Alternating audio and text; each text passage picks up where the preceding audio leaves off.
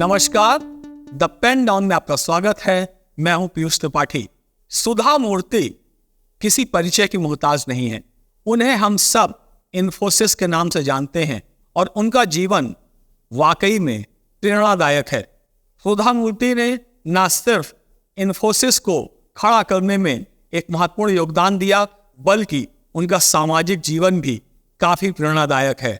अब सुधा मूर्ति आप सबको देश के सर्वोच्च सदन में दिखाई देंगी। आइए देखते हैं कैसा रहा है अब तक का सुधा मूर्ति का सफर। देश की दूसरी सबसे बड़ी आईटी कंपनी इन्फोसिस को खड़ा करने में महत्वपूर्ण योगदान देने वाली सुधा मूर्ति किसी परिचय की मोहताज नहीं है।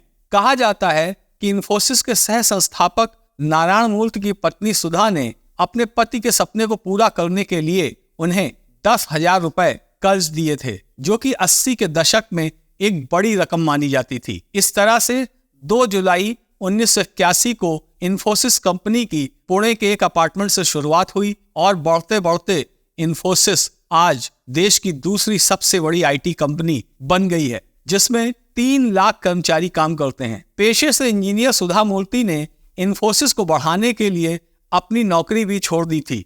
सुधा मूर्ति के जीवन और त्याग की कहानियां सोशल मीडिया पर फैली पड़ी हैं।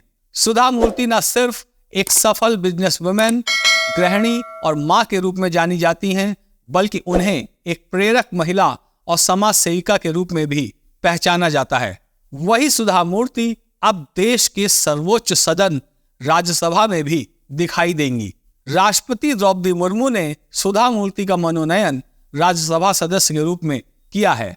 दरअसल भारत में राष्ट्रपति कला, साहित्य, विज्ञान और सामाजिक सेवाओं में उल्लेखनीय योगदान के लिए 12 सदस्यों को मनोनीत करते हैं। स्वयं प्रधानमंत्री नरेंद्र मोदी ने सुधा मूर्ति को राज्यसभा में मनोनीत किए जाने पर एक्स हैंडल पर खुशी जताई। सुधा मूर्ति का पूरा जीवन प्रेरणादायक है। उत्तरी कर्नाटक के कुलकर्णी परिवार से ताल्लुक रखने वाली सुधा कुलकर्णी ने इलेक्ट्रिकल इंजीनियरिंग में स्नातक की डिग्री प्राप्त की थी। अपने इंजीनियरिंग कॉलेज के 150 छात्रों के बैच में सुधा कुलकर्णी अकेली महिला थीं। इतना ही नहीं, इंजीनियरिंग की डिग्री प्राप्त करने के बाद वो टाटा मोटर्स में नौकरी करने वाली पहली महिला इंजीनियर भी बनी। इंजीनियरिंग में कैरियर के साथ साथ सुधा मूर्ति सामाजिक और रचनात्मक जीवन में भी सक्रिय भूमिका निभाती रही हैं। उनके लिखे 8 उपन्यास भी आ चुके हैं। सुधा मूर्ति के 2 बच्चे हैं, एक बेटा और एक बेटी। इतना ही नहीं, ब्रिटेन के प्रधानमंत्री ऋषि सुनक सुधा और नारायण मूर्ति के दामाद हैं।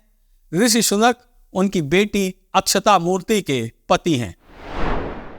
सुधा मूर्ति जैसी महिलाएं पूरे समाज के लिए प्रेरणा स्रोत हैं और ऐसी महिला का राज्यसभा में जाना एक सम्मान के साथ साथ एक मिसाल भी है। आप हमारा channel the pen down like और सब्सक्राइब जरूर करें और अपना सपोर्ट हमारे साथ बनाए रखें। धन्यवाद।